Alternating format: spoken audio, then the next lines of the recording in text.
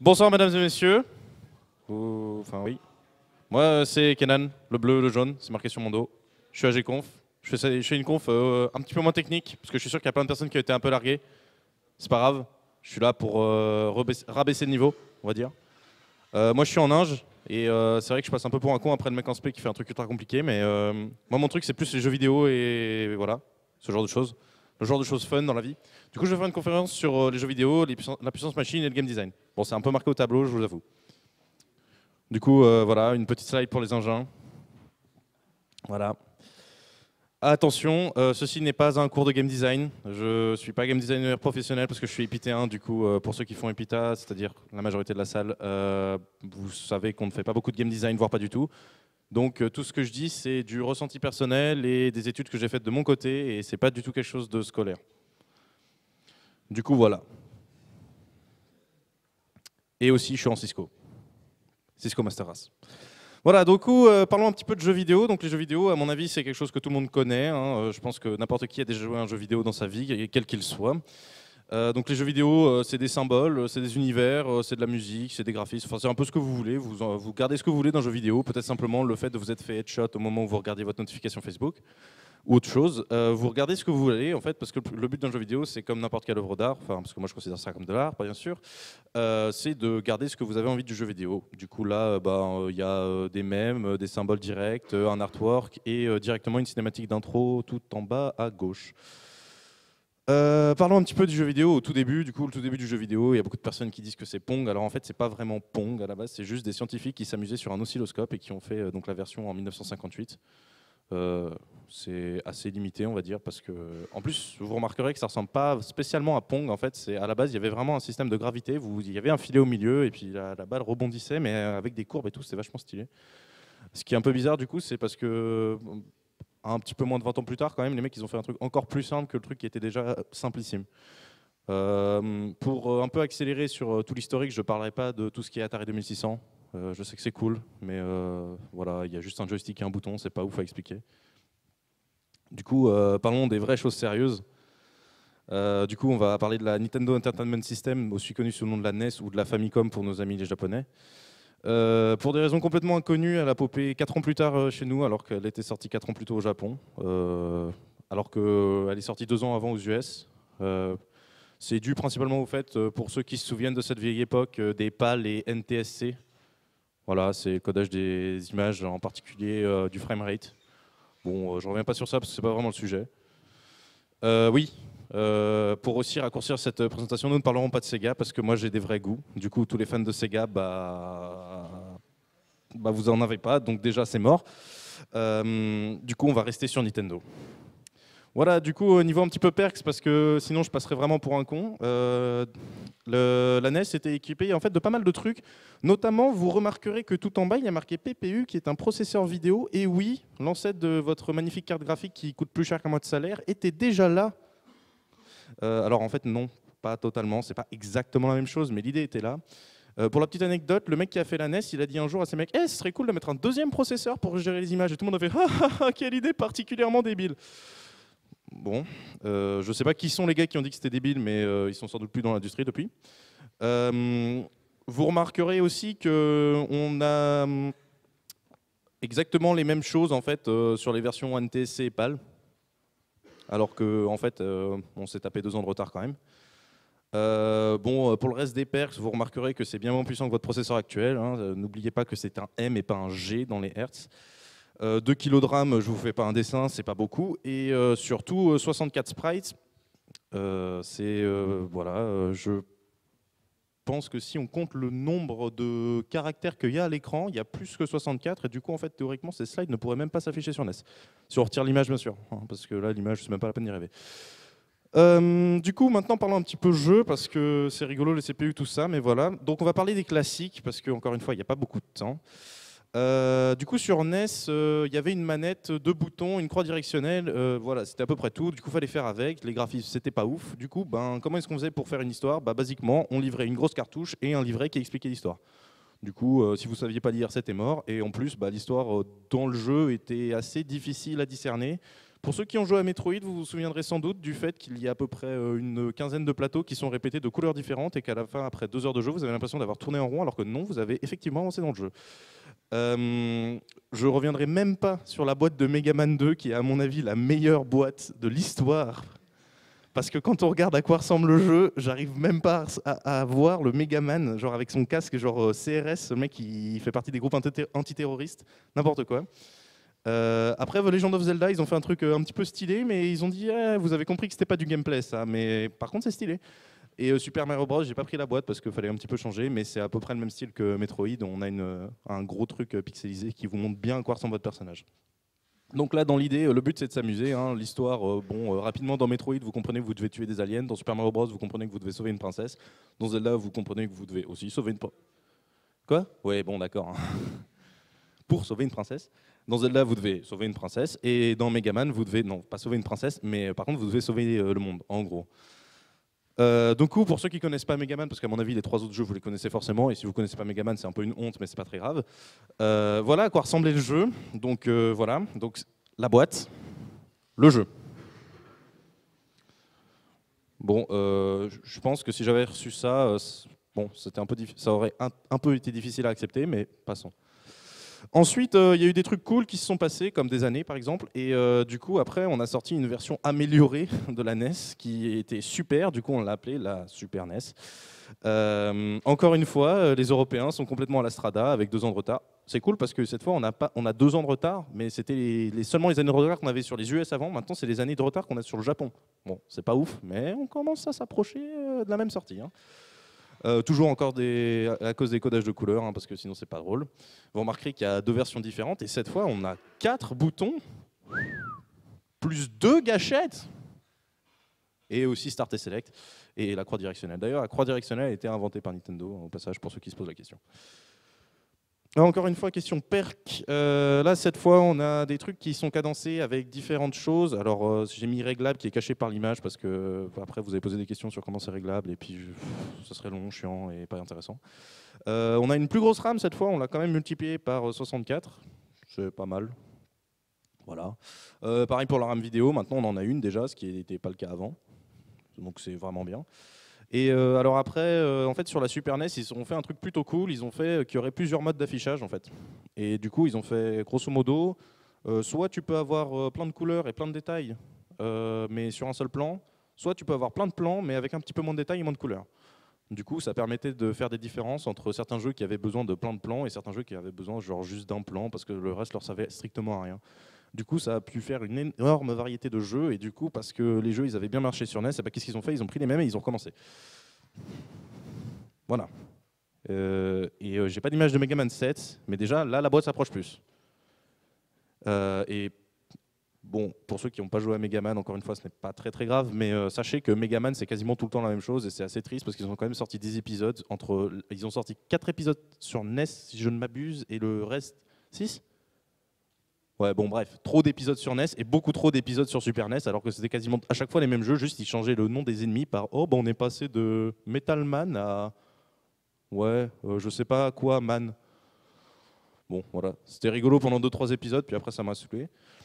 Là, par contre, bon, à part pour Mega Man évidemment, mais sinon on s'approche déjà sur quelque chose d'un tout petit peu plus scénaristique. Hein. Dans Zelda, on a carrément des dialogues.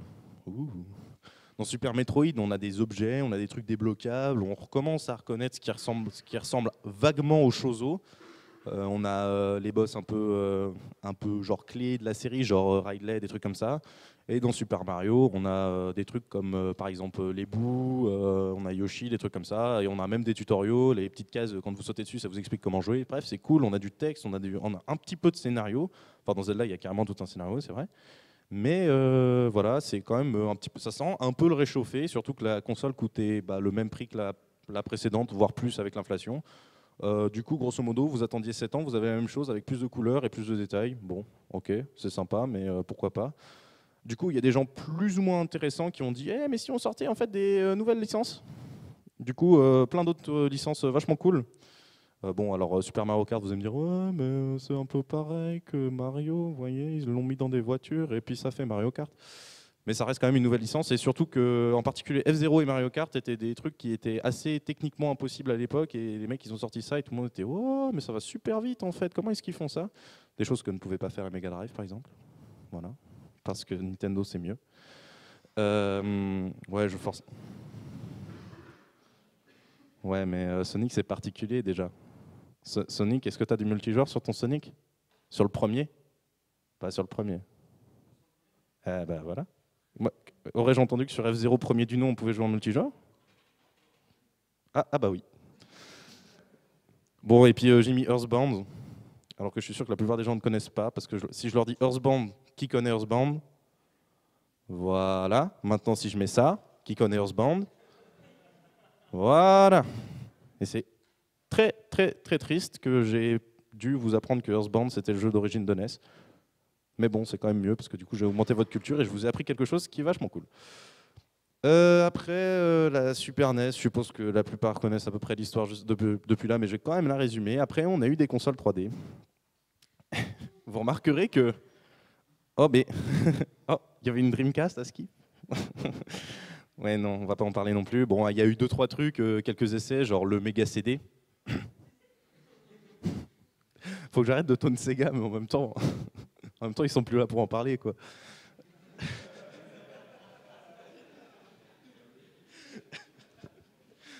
Bref, du coup là, on sort la grosse artillerie. Maintenant, on arrête de déconner, on fait des vrais scénarios. Boum, Tomb Raider d'un côté, boum, The Legend of Zelda, encore un épisode, mais cette fois il est en 3D, il y a un vrai scénario, il y a même des cinématiques. Boum.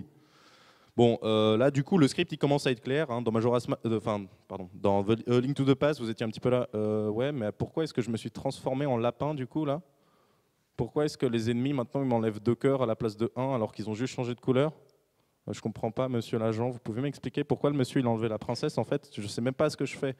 Alors que là, dans The Legend of Zelda, là, Ocarina of Time comme Majora's Mask, j'ai pris Majora's Mask parce que je trouve la boîte plus stylée, que le jeu est plus stylé de toute façon.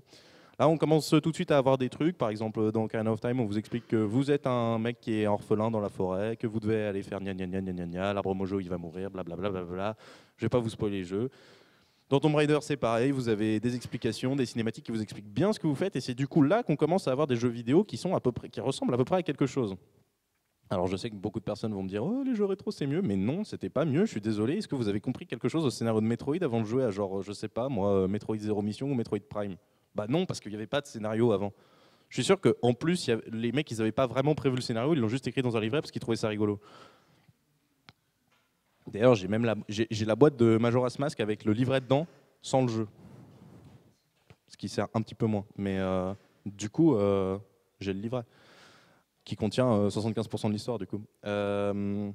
Et du coup, c'est aussi sur ce genre de jeu, vous remarquerez, Majora's Mask, je ne sais pas si vous traînez un petit peu sur Internet, mais il y a des tonnes de théories pour expliquer le lore et pourquoi est-ce que les personnages c'est les mêmes que Ocarina of Time, et vous trouvez des tonnes de théories. Pourquoi? Parce que justement, maintenant, on a un putain de scénario. On a quelque chose qui ressemble à quelque chose. Parce qu'avant, c'était juste, on s'amusait. Maintenant, on s'amuse, mais il y a aussi quelque chose derrière. Vous voyez, c'est un petit peu comme les films.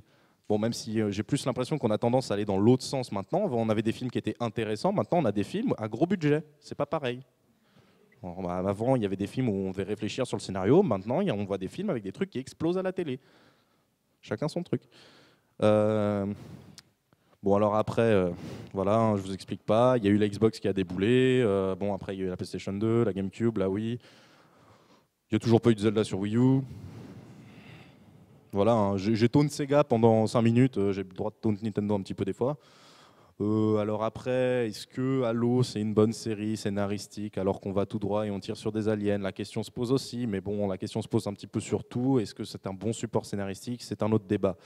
L'idée étant que plus on a avancé, j'ai pas sorti les perks de chaque console parce que ça faisait quand même beaucoup de perks à sortir et puis voilà quoi, je suis en argent. Mais grosso modo, on a à peu près multiplié par entre 1000 et 2000 la puissance entre la NES et ce qu'on a aujourd'hui de disponible. Et tout ça, en fait, ça s'est résumé à basiquement augmenter la profondeur de ce qu'il n'y a pas directement sur le gameplay. Enfin, bien sûr, le gameplay a évolué, mais surtout, on a aussi augmenté la profondeur de ce qu'il y avait derrière. Avant, quand on jouait, c'était bah, on s'amuse, c'est rigolo. Je saute sur des espèces de trucs marrons et puis ils meurent. Et puis quand je prends un champignon, je grandis, c'est fun. Maintenant, il y a une vraie histoire derrière. Il y a quelques bon, quoique Mario, c'est discutable, mais Genre avant dans Zelda, le PP il vous dit tiens prends cette épée c'est rigolo. Le PP vous le connaissez pas, il vous donne une épée totalement normale. Alors que maintenant il y a une histoire. On vous donne une épée quand vous sortez du village, quand vous faites une épreuve, des trucs comme ça, c'est plus intéressant. Et tout ça en fait ça a mené aussi à faire que maintenant en fait les jeux c'est compliqué à faire. Mais là vous avez remarqué, je vous ai quand même parlé d'un seul type de jeu, donc principalement les jeux qui ont un scénario derrière parce que c'est ceux qui se voient le mieux sur l'évolution. Mais il y avait plein de trucs derrière. Du coup, à côté, il y a des mecs sur PC, ils se sont fait, ça va être cool, on va faire que maintenant, étant donné qu'on peut jouer sur Internet, on va mettre plein de joueurs sur la même map, ça va être drôle. Et puis on va sortir ça, on va appeler ça World of Warcraft, parce qu'avant, on avait un jeu qui s'appelait Warcraft. Du coup, après, il y a eu plein d'autres jeux. Il y a eu des jeux de course, il y a eu des jeux de mini-jeux, il y a eu des jeux de combat, il y a eu des jeux de stratégie, il y a eu des jeux de shoot. Ouais, alors en jeu de shoot, j'ai préféré prendre Doom plutôt que Call of Duty parce que plus de personnes vont me dire que Doom c'est mieux que Call of Duty c'est mieux. Même si, franchement, moi je suis. J'aurais plutôt tendance à dire que Call of Duty représente mieux l'évolution scénaristique parce que maintenant on a des vrais scénarios dans Call of Duty quand même, hein. Ça ressemble un petit peu à un film de Michael Bay, mais en attendant, un film de Michael Bay, ça reste un film. On a des hack and slash et même que maintenant, en fait, on est arrivé à un tel point de technologie que des gens préfèrent jouer à un sport dans un jeu vidéo plutôt que de sortir pour jouer à ce sport qui est possible. Parce que si vous me dites je joue à Doom parce que j'ai envie de tirer sur des aliens et je peux pas faire ça en vrai, l'argument est recevable. Si vous me dites je joue à FIFA parce que j'ai envie de jouer au foot, limite SSX, je veux bien recevoir aussi l'argument du décrocher son snowboard en l'air, puis décrocher la deuxième fixe, faire un tour sur sa planche, puis refixer le tout sans se casser la gueule en l'air. C'est vrai que c'est compliqué en vrai. Puis moi j'ai essayé une fois de sauter en ski, je me suis cassé la gueule. Donc genre à ça, hein, genre en dessous de la table, hein. Alors faire ça, même pas la peine. Du coup, en plus, ce qui est cool, c'est qu'avec les technologies, maintenant, bah, il n'y a plus besoin d'être un hardcore programmeur qui fait des fonctions anonymes en Java et tout ça, tout ça. Euh, Maintenant, on a des trucs beaucoup plus simples qui font des trucs pour nous. C'est cool. Du genre RPG Maker. Non, en vrai, je l'ai mis parce que il est vrai que j'ai eu un passé sombre où j'aimais bien faire des petits trucs rigolos sur RPG Maker. Bon, Unreal Engine, j'en parle pas. CryEngine, j'en parle pas. Unity, je pense que tout le monde connaît. Enfin, en tout cas, si le sub vous ne connaissez pas, bah, vous allez apprendre à le connaître et de très près. Et UniEngine, c'est juste un truc que j'ai trouvé pendant l'atelier C++ quand je me faisais chier.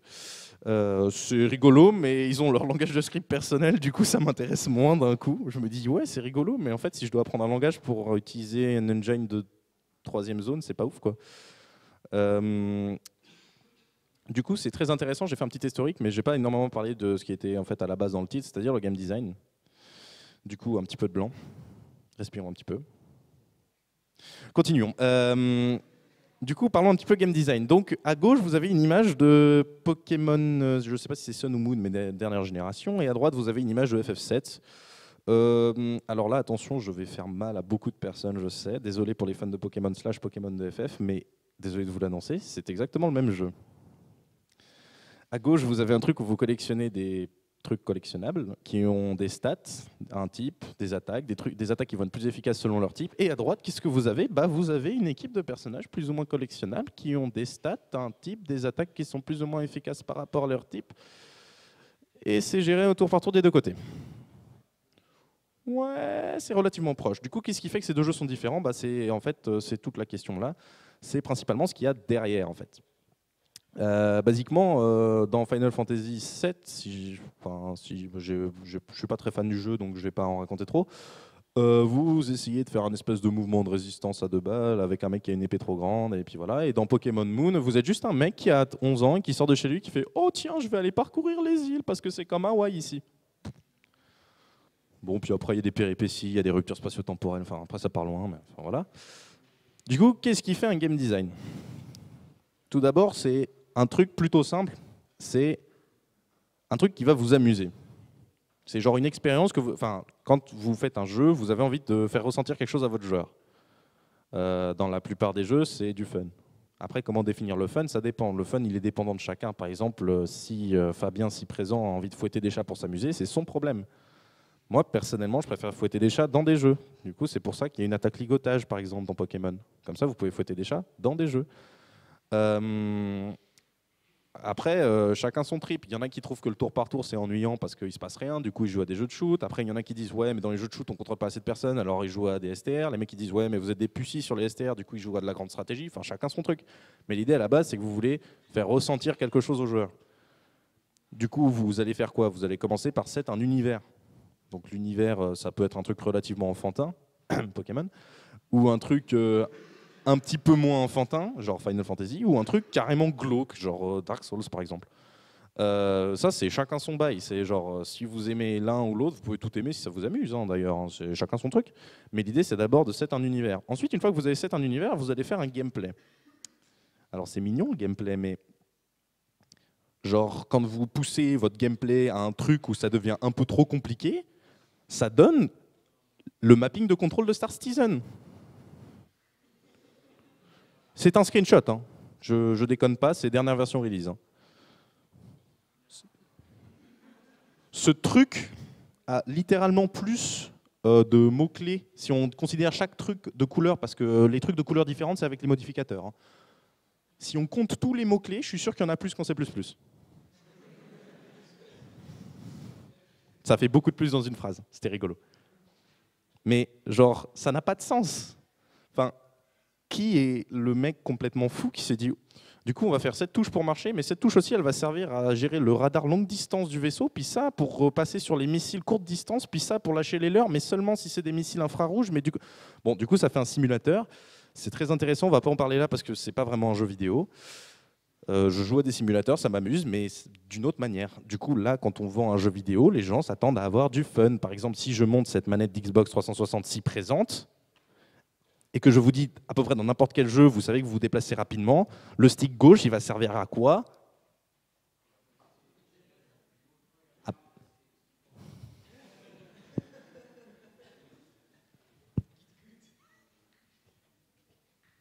Bon, alors sauf la personne qui voulait dire caméra, non, le stick gauche sert le plus souvent à se déplacer, même que des fois, vous pouvez aussi utiliser la croix. Genre, le bouton A, le plus souvent, c'est pour sauter ou pour interagir avec les objets. C'est quelque chose d'à peu près commun pour tout le monde. Par exemple, aussi, les gâchettes qui sont là servent le plus souvent aux actions offensives.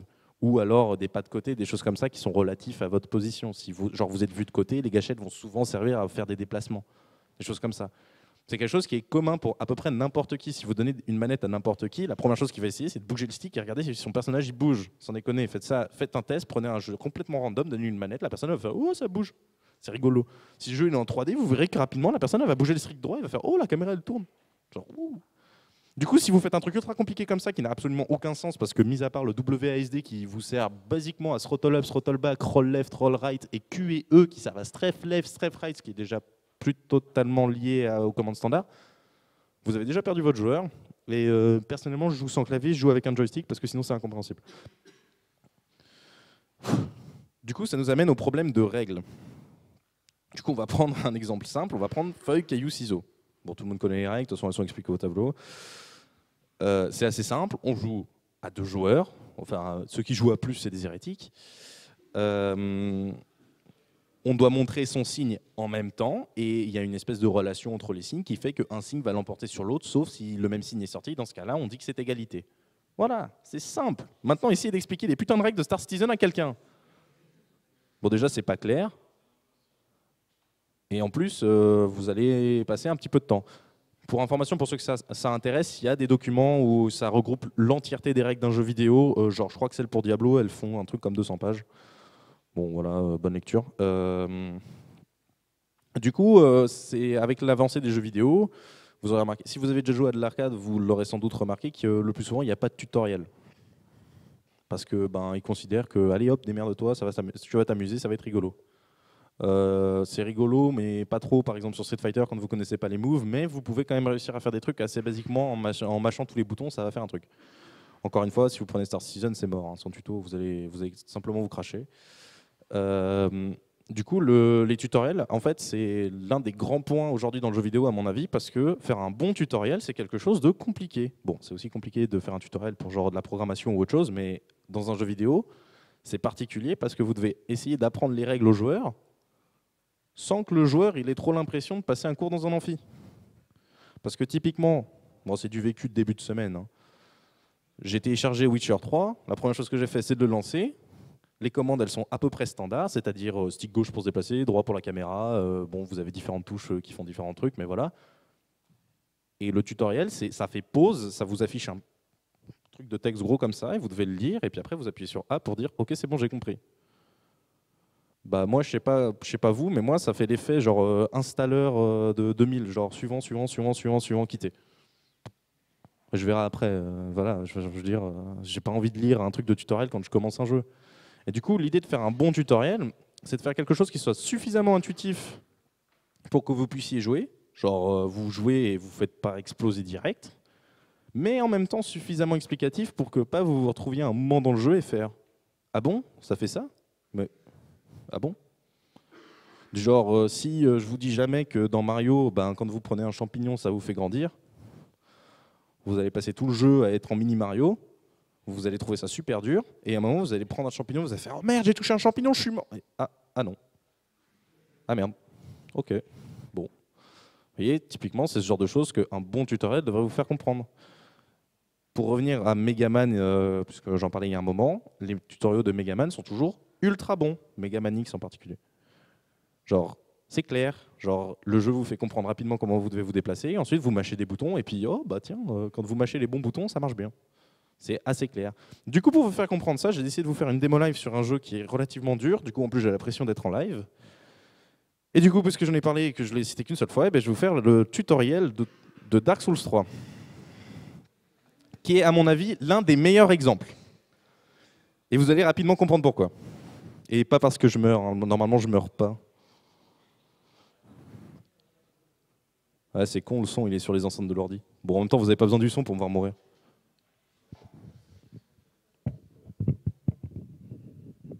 J'ai une confiance tellement faible dans cette perche à micro.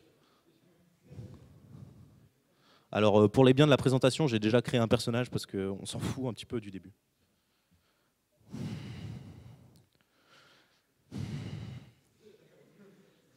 Je vais même pas répondre. Bon, alors là, du coup, on va reprendre ce que j'ai dit. Qu'est-ce que je fais la première chose? Oh, ça bouge avec le stick gauche. Et qu'est-ce que ça fait avec le stick droit? Oh, la caméra! Oh, quand j'appuie sur A, ça... Oh, bah, oh, mais je le savais déjà, ça. Du coup, là, quand vous avancez, vous avez des messages et en plus, c'est marqué appuyez sur A pour lire le message. Oh, attaque normale. Oh. Ah bah oui, ça marche. Ah ok, pourquoi pas. Ah oui, donc il faut quand même comprendre que ça veut dire appuyer sur le stick de droite. Attention. Du coup là, vous voyez, là, il y a une petite boule sur l'ennemi qui dit qu'il est verrouillé quand je tourne. Oh, je tourne autour de lui, c'est ouf. Du coup, si je le mâche, ah bah il meurt. Splendide, non? Pas en arrière, roulade. Ok, ça peut être pratique. Mais il veut pas me lâcher en plus. Hein. Déplacement plus B égale sprint. Oh, il y a un truc qui brille, je vais aller voir. Oh bah, on peut... Oh, je sais pas à quoi ça sert, mais ça a l'air cool. Bon, là, pour accélérer un petit peu le processus, vous voyez qu'en bas à gauche, il y a une croix. Genre, il y a une espèce de croix avec des espèces de trucs qui brillent, ce qui est plutôt cool. Et vous avez remarqué où est la croix directionnelle sur le pad? En bas à gauche. Et du coup, quand j'appuie sur un bouton, ça... Impressionnant, n'est-ce pas? Et là, il y a un truc, si vous avez remarqué, en bas à gauche, il y a un truc bleu qui a popé dans mon inventaire. Du coup, si j'appuie 2 fois sur la flèche d'en bas, waouh. Du coup, j'en viens aussi pour rappeler les normes communes sur les barres d'état. Vous voyez qu'en haut à gauche, il y a une espèce d'hexagone, on ne sait pas à quoi il sert, mais ça, c'est pas grave, on verra plus tard. Il y a une barre rouge, il y a une barre bleue et une barre verte. De manière relativement efficace, je peux dire que la barre rouge est ma vie, la barre bleue est ma mana, ou l'équivalent de la magie, et ma barre verte est ma barre de stamina. Bon, d'accord. Bon, en vrai, il y a pas mal de messages, mais pour éviter que mes veines me trucident parce que je prends trop de temps, on va un petit peu accélérer. Je peux utiliser un objet avec X, c'est très utile, mais bon, étant donné que je connais déjà l'objet, j'ai pas envie de le gâcher. Ceux qui jouent à Dark Souls savent que c'est une potion. Bon, là, on m'explique ce que je vous ai dit avant. Ceux qui jouent à Dark Souls savent que c'est une potion, et ceux qui jouent à Dark Souls ou qui connaissent Dark Souls savent qu'une potion, c'est assez utile dans ce jeu. Donc, j'ai pas trop envie de les gâcher, même si je fais mon kéké à faire hey, regardez, je fais le tutoriel de Dark Souls 3, lol. Là, quand vous arrivez près du feu, c'est...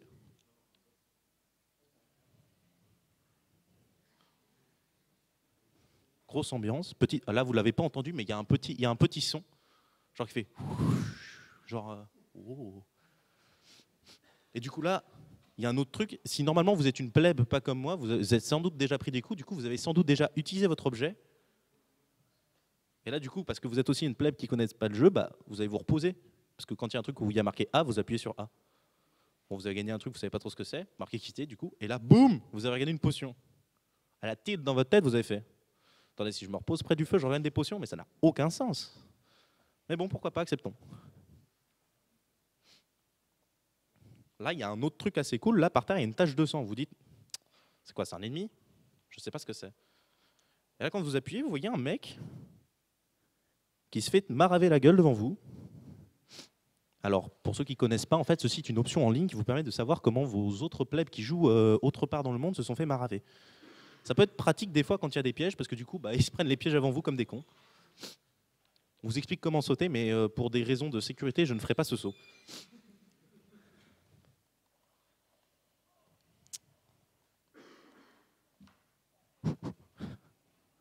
En vrai, vous ne voyez pas, mais mes mains tremblent. C'est pas parce que je connais le niveau par cœur que ça veut dire pour autant que je vais réussir. Là, normalement, il y en a un sur ma gauche, mais je ne l'ai pas gros. Ah si.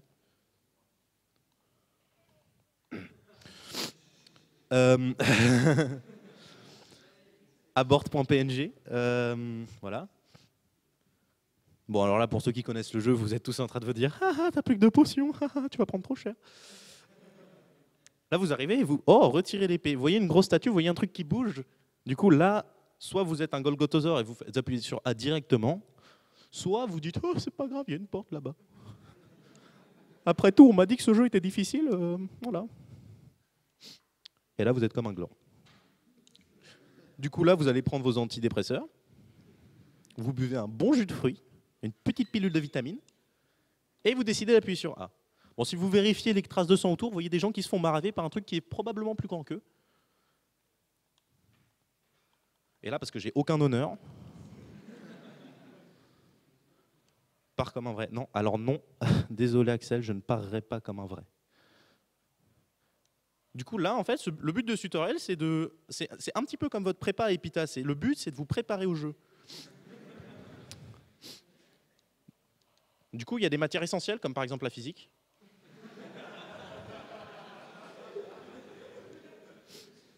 Que nous appellerons aussi l'esquive dans ce jeu. Qui vous imposera instantanément un redoublement si vous ratez, parce que du coup... Parce que... Bon, et pas toujours. Bah forcément, des fois, tu peux avoir une armure aussi dans Dark Souls. Du coup, quand tu n'esquives pas, tu t'en sors. Mais là, vous remarquerez, mon armure, elle est plutôt légère.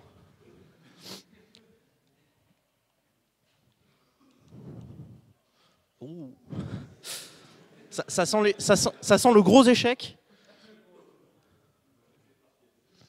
Et temps de jouer sérieusement.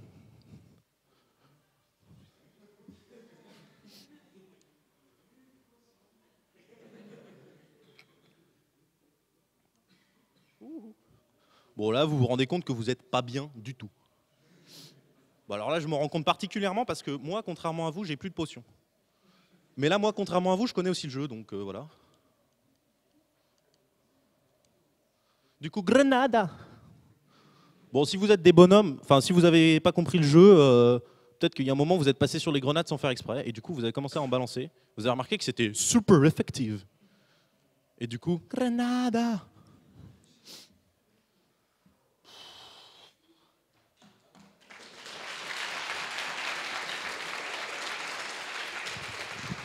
Alors, Samy, pour le « je suis déçu », sache que c'est extrêmement compliqué de jouer en ayant tout son poids sur une seule jambe. Du coup, ce sera à peu près tout. Bon, après, il y a vite fait 2-3 trucs à faire, mais on s'en bat un peu les steaks. L'idée, c'est que à la fin de ce tutoriel, bon, là, je suis mort 0 fois, ce qui est un miracle. Mais en vrai, à la fin de ce tutoriel, en théorie, vous êtes paré à faire le jeu parce que vous avez à peu près tout compris des bases. J'ai perdu ma souris. J'ai perdu ma souris, c'est très très chiant. J'ai perdu définitivement ma souris, je ne sais pas où elle est. En fait, elle apparaît puis disparaît. Putain, mais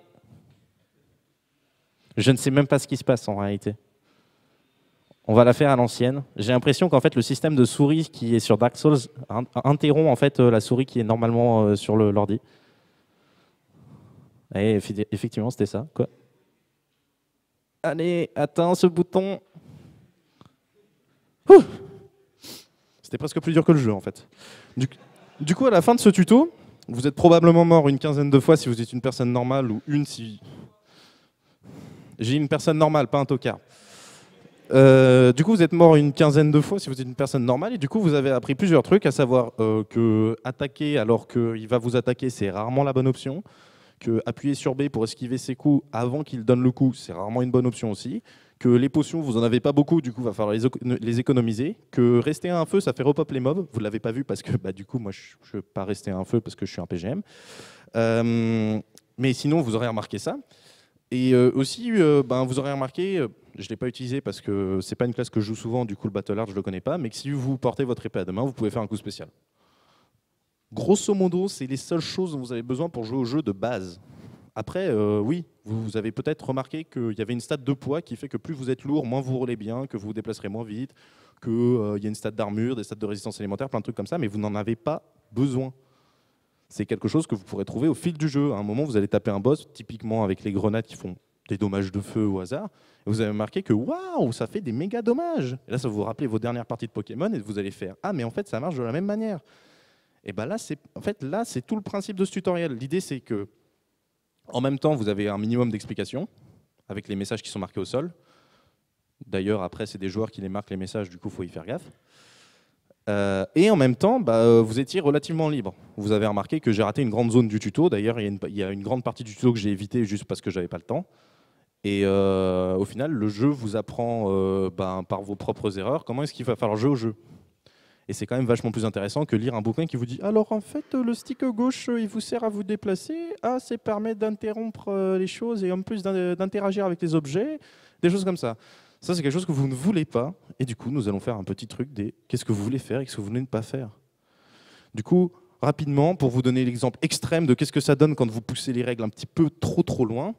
C'est une interface de raid sur WoW, les vrais reconnaîtront évidemment un boss absolument mythique qui est flouté, comme ça vous ne pouvez pas trouver la réponse en regardant simplement l'interface. Il y a des trucs à peu près partout. Il y a des chiffres verts, des trucs blancs écrits, il y a des graphes en bas à droite. Bon, bref, c'est un peu le bordel. S'il y a des joueurs de WoW dans la salle, ils comprendront instantanément la plupart de ces chiffres. Pour ce qui est du reste, soit vous avez une très très bonne interprétation des interfaces, et dans ce cas-là, bien joué, soit vous êtes complètement paumé. Dans WoW, c'est pareil, vous avez à peu près des trucs qui vont faire que vous allez avoir de plus en plus de sorts. Il y aura probablement votre guide qui va vous dire télécharge ça, ça, ça et ça sur tes add-ons parce que sinon tu es une grosse merde. Voilà, du coup, vous allez apprendre petit à petit. Maintenant, parlons des choses qu'il ne faut pas faire. Du coup, Assassin's Creed, c'est pas spécialement à cause du tutoriel que je lui reproche ça, c'est plus à cause en fait d'une espèce de volonté toujours de vouloir faire un open world en fait. Et c'est typiquement quelque chose que je reproche à beaucoup d'open world aujourd'hui, c'est ok, vous avez une méga map ultra grande et en fait tout est vide. Parce que oui, en fait, si vous faites une carte qui fait la taille de la France, et en fait, il y aura probablement une dizaine de villes intéressantes, à savoir les 10 plus grandes villes de France, et le reste, ce sera des patelins paumés. Mais est-ce que vous voulez faire ça dans un jeu vidéo? Non. Vous ne voulez absolument pas passer 5 heures à faire une randonnée pédestre dans les montagnes. Ça ne sert à rien, ce n'est pas intéressant, et c'est pas pour ça que vous jouez à un jeu où vous êtes censé tuer des monstres. Et c'est pareil dans Far Cry 4, et c'est pareil dans Arcade. Mais en plus, Arcade, ce qu'ils ont fait, c'est que c'est un free-to-play. Du coup, si tu veux avoir du contenu intéressant, en plus, il faut payer. Du coup, c'est cool, tu te tapes des randonnées pédestres, mais en plus, quand tu arrives à la ville, pour avoir des trucs intéressants, il faut payer. C'est cool, ça. Ça me rappelle mes plus belles parties de JDR où les gardes n'ont jamais voulu laisser rentrer les aventuriers, ça. Maintenant, parlons des trucs qu'il faut faire. Alors, pour ceux qui me connaissent, vous savez que je déteste League of Legends, mais il faut quand même leur admettre que le fait de dire que vous payez pas, et vous pouvez payer, mais ça change rien en fait. Vous pouvez pas devenir plus fort en payant, c'est juste joli. c'est quand même bien pensé. Et pareil pour Minecraft, c'est le premier jeu qui a dit ouais, achetez mon jeu. Bon, il n'est pas fini, mais achetez-le, c'est rigolo.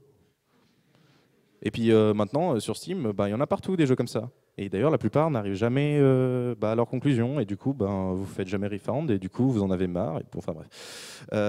J'ai mis aussi Defense of the Ancient. Parce que c'est un peu le. À la base, c'est un mode Warcraft 3, mais c'est quelque chose qui a inventé un style de jeu complet, en fait, à savoir le MOBA. Et j'ai mis Counter-Strike Global Offensive. Et c'est absolument pas pour le jeu lui-même. C'est simplement pour le fait d'avoir ouvert le compétitif à tout le monde. En fait. Basiquement, Counter-Strike a décidé que le game design, c'était rigolo, mais qu'en fait, le fun, il venait d'ailleurs. Le fun, il venait dans le pleur de vos ennemis quand vous les tuez tous et que vous gagnez, et que vous gagnez un rank, et eux, ils en ont perdu 3. C'est basiquement ça, l'idée derrière le compétitif ouvert à tous. C'est que plutôt que d'essayer de faire un scénario compliqué que personne ne va comprendre, genre Dark Souls, parce que le scénariste lui-même a dit « Ouais, il y a plein de trucs que vous pourrez jamais comprendre parce qu'il n'y a que moi qui l'essaie d'abord », dans Counter-Strike, ils ont fait balai avec le scénario, c'est il y a des terroristes et des mecs qui veulent poser des bombes, pardon, des antiterroristes et des mecs qui veulent poser des bombes, et du coup, les antiterroristes doivent arrêter les gens qui veulent poser des bombes. Voilà, fin, bonne chance. Et du coup, après, ils ont fait, mais en fait, c'est rigolo parce qu'il y a des gens qui font, moi j'ai une plus grosse couille que toi parce que regarde, j'ai réussi à te flinguer. Du coup, ils ont poussé ça à l'extrême et ils ont fait des championnats. Et du coup, tout le monde a suivi, du genre Dota, League of Legends, Smite, Hearthstone, et c'est à peu près tout pour l'e-sport. Après, c'est de la seconde zone. Hein. Voilà. J'ai entendu StarCraft dans l'assemblée.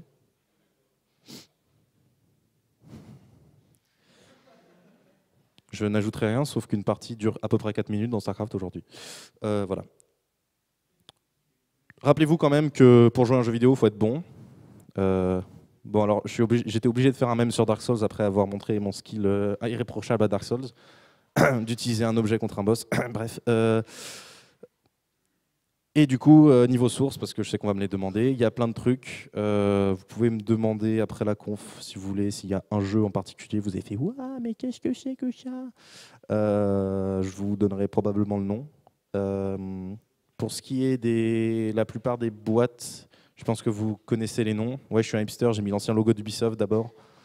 En bas à gauche, c'est Mojang, pour ceux qui ne savent pas, donc l'éditeur de Minecraft. Et à gauche de Blizzard, c'est Ice Frog Team, c'est ceux qui ont fait Defense of the Ancient. À mon avis, c'était nécessaire de les mettre parce que voilà, il a un peu disparu ce mec et il était cool. Voilà. Ouh.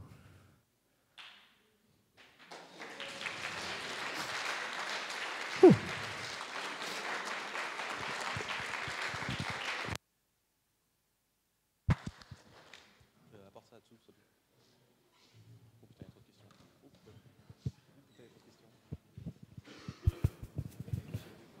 Salut, je pense que je suis pas du tout le seul à me poser la question. C'est quoi Defense of the Oceans?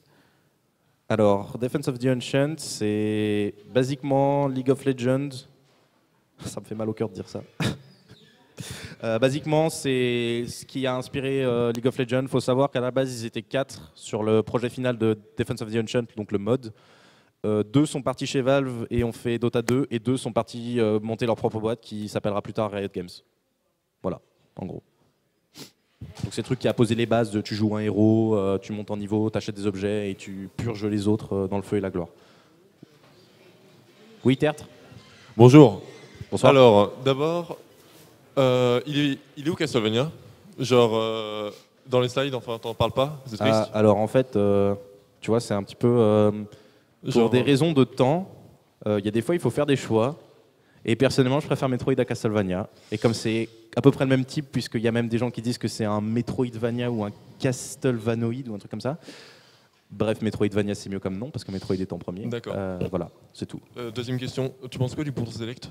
Du quoi? Du bouton select. Plus intéressant que la...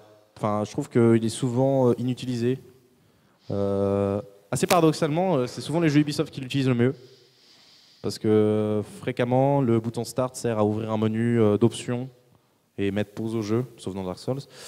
Et le bouton Select sert souvent à ouvrir des trucs annexes qui servent directement sur le jeu, typiquement des cartes ou des trucs annexes. Et honnêtement, je trouve que le bouton Select est assez souvent inutilisé et c'est dommage. Parce qu'au final, toutes les manettes modernes ont un bouton Start et un bouton Select. Et les seuls qui avaient eu les balls de dire on s'en bat les couilles du bouton select, c'était la GameCube, et parce que en fait ils avaient compris qu'ils n'allaient pas s'en servir et que du coup ça servait à rien. Du coup non, le bouton select je trouve vachement intéressant, mais au final souvent inutilisé. Et tu peux revenir sur tes premières slides par rapport à quand tu parles de Pong, s'il te plaît? Quand je parle de Pong. Pong. Et là. T'as le nom du jeu à gauche? Bah en fait, c'était pas un nom, ils ont juste donné. Enfin, il me semble qu'il y a eu un nom, mais c'était plus les mecs qui ont balancé un nom comme ça. Et tu penses que c'est le premier jeu vidéo, genre Oxo, etc. C'était pas avant Il y avait des trucs avant, mais encore une fois, pour des raisons de temps, passer du temps sur un truc où les jeux c'était du noir et du blanc, ça m'intéresse pas spécialement et c'est pas très intéressant au niveau game design. En fait, c'est plus le game design là, c'était plus en fait on a rien, du coup on va faire avec ce qu'on a, mais du coup comme on a rien, on va essayer de faire un maximum avec rien, et du coup ça donne pas grand chose. Et sinon, quand tu parles quand tu parles des performances des consoles, Ouais. comment t'expliques que, genre, je sais pas, au hasard, dans Smash Bros Melee, on puisse jouer avec Climber et que dans Smash 4, oh là là, c'est trop dur de l'implémenter, etc. Alors ça, c'est pour plein de raisons différentes. La première, ça doit probablement être à cause de leur implémentation, du moteur graphique qui a changé, enfin moteur physique graphique qui a changé, et du coup peut-être que la gestion des doubles persos, c'était pas possible pour eux, ou que ça a créé trop de bugs et qu'ils ont fait on n'arrive pas à les patcher, on dégage ça. Ou alors ils ont dit on peut pas l'implémenter parce qu'ils avaient la flemme de donner une explication. Ce qui est totalement probable aussi. Samy, je te préviens, si c'est une question débile, j'y réponds pas. Hein. Tu as parlé de la complexité de Star Citizen. Que penses-tu de la complexité dans, par exemple, Dwarf Fortress? Là, c'est pareil, tu vois, c'est des jeux de gestion. Donc, personnellement, je trouve pas spécialement d'intérêt à expliquer que ça va être vachement compliqué, parce que le but du jeu à la base, c'est d'être vachement compliqué. Tu vois, si tu me dis, je fais un simulateur d'avion de chasse, tu vas me dire, il y a 250 paramètres différents, il y a plus 50 modifiers, ça me pose pas de problème. Pareil pour Dwarf Fortress, il y a plein de trucs à gérer dans Dwarf Fortress. Star Citizen, c'est un jeu de tir dans lequel tu peux monter dans des vaisseaux. Je veux dire, dans Battlefield, il y a moins de boutons. Hein. Pourtant, ok, un avion de chasse et un vaisseau, c'est pas la même chose, mais c'est comme ça, c'est assez proche quand même. Ok, il y a plus d'options dans Star Citizen, mais ça justifie en rien de mettre autant de boutons.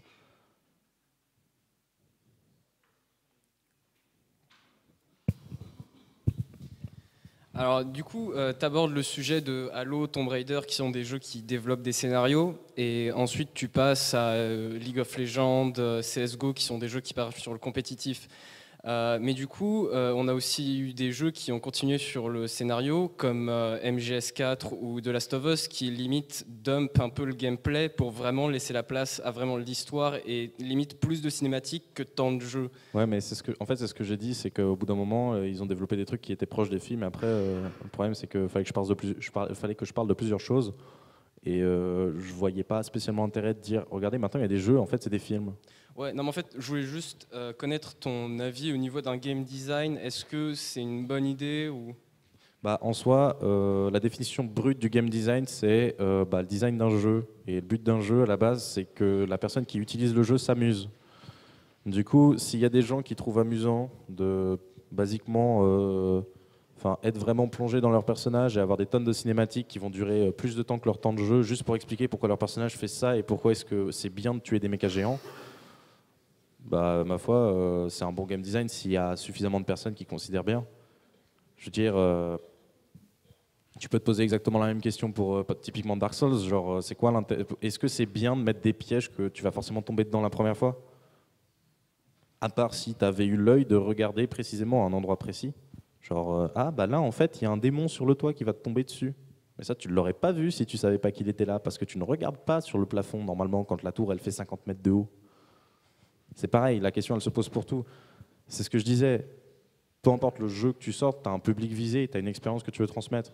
Si ton expérience c'est soit plonger dans le personnage, vas-y, mais il faut s'y tenir dans ce cas-là. Faut pas faire un truc un peu... ouais, je vais faire un truc avec du gameplay, mais en même temps plonger dans le personnage en monde ouvert, avec genre des trucs qui vont changer les personnages et leurs choix. Parce qu'avec ça, tu finis sur MGS5, quoi. Ok, et du coup, par rapport à League of Legends, donc l'idée du fun, c'est s'injecter du sel dans les veines ou... Alors je vais être très très honnête. J'ai pris énormément de temps à comprendre ce que les gens trouvaient fun à faire du compétitif comme ça, comme sur League of Legends ou sur n'importe quel autre jeu. Et j'en suis venu à la conclusion qu'il n'y en avait pas. Que les gens trouvent simplement rigolo de se sentir plus fort que les autres.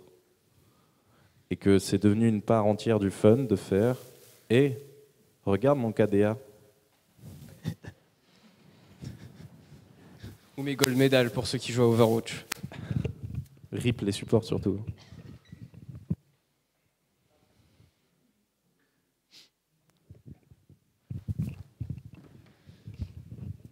Alors, moi j'avais juste une petite question par rapport au moteur, au moteur que tu as présenté. En fait, je voulais juste savoir comment est-ce qu'on va choisir un moteur en fait quand on va créer un jeu.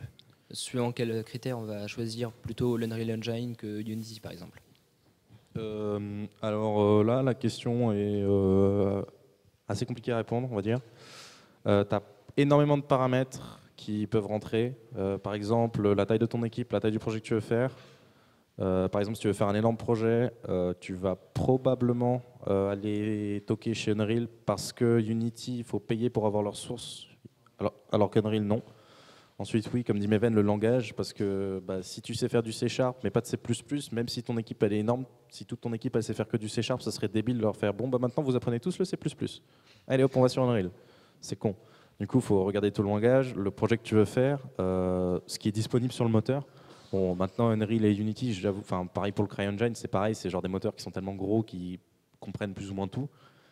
Même maintenant sur Unreal, de ce que j'ai compris, en faisant un jeu plus ou moins normalisé, il peut générer du code pour faire du réseau, genre le truc complètement débile quoi.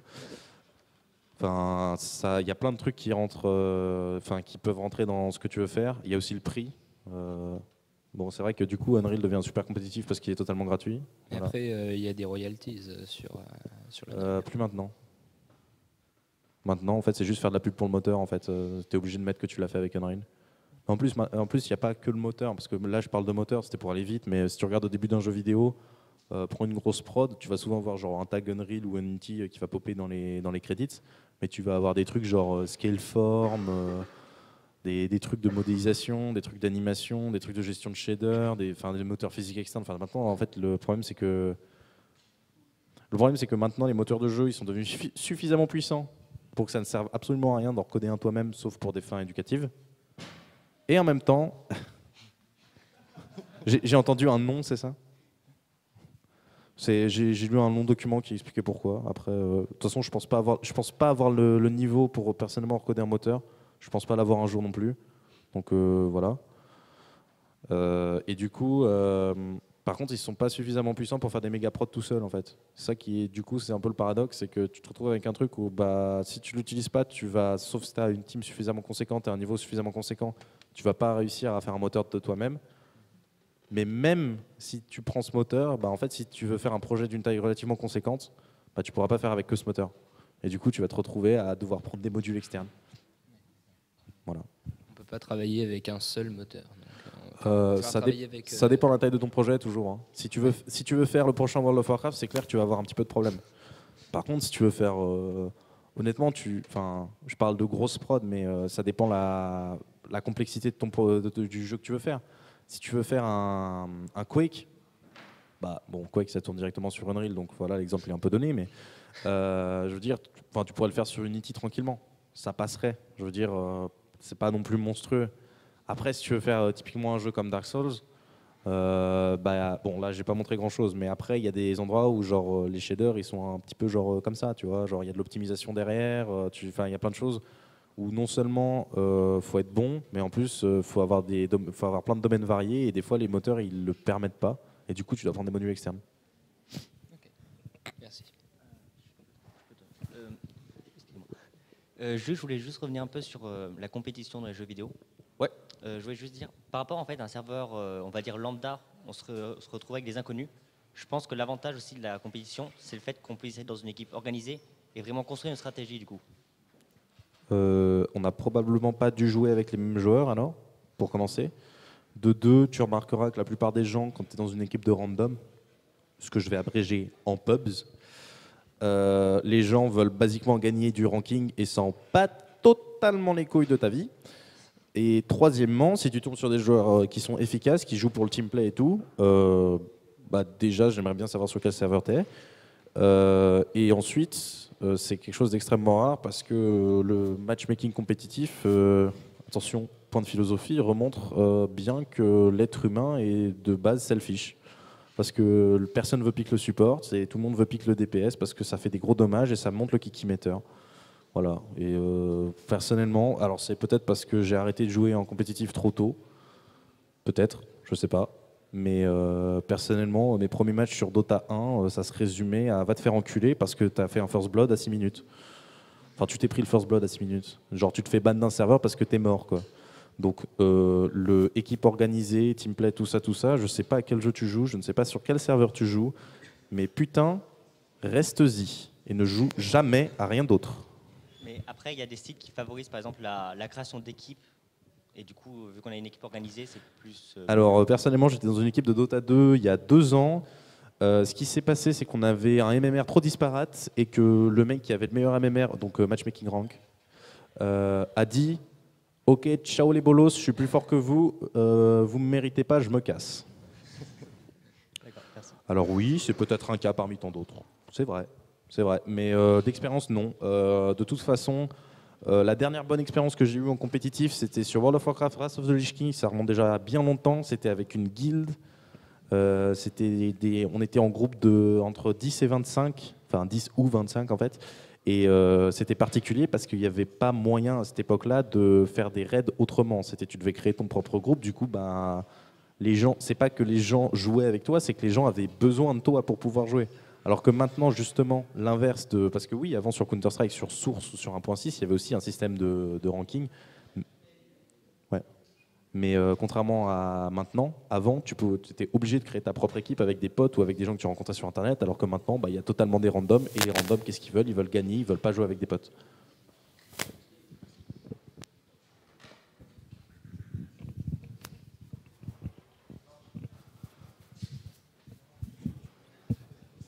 Tout à l'heure, tu parlais du fait que les jeux sont de plus en plus scénarisés. Qu'est-ce que tu penses des jeux qui sont trop scénarisés, où on est coupé toutes les 5 secondes dans le jeu? Alors, je vais être franc, il n'y a plus le temps. Je te propose de répondre à ta question en dehors de l'amphi, parce qu'il y a une conf qui attend et que le président va me taper. Et il est violent. Petit mais violent. Merci beaucoup.